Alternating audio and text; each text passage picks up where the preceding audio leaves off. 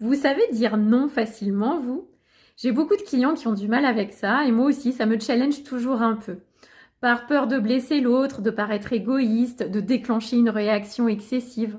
Alors qu'on n'est pas responsable des émotions des autres. On est responsable de ce qu'on dit, de la manière dont on le dit, mais le ressenti de l'autre, il lui appartient, parce qu'il dépend de ce qu'il a vécu, de qui il est. Donc plus qu'à l'autre, dire non, ça nous renvoie plutôt à nous-mêmes, et notamment à notre peur d'être jugé, d'être rejeté, de paraître peut-être pas disponible, pas fiable, pas organisé. Alors que finalement, dire non, c'est se respecter soi, et c'est aussi se faire respecter, parce que c'est poser un cadre, poser des limites. Dire non, c'est se dire oui à soi-même, dire oui à son équilibre, à ses priorités, à ses envies.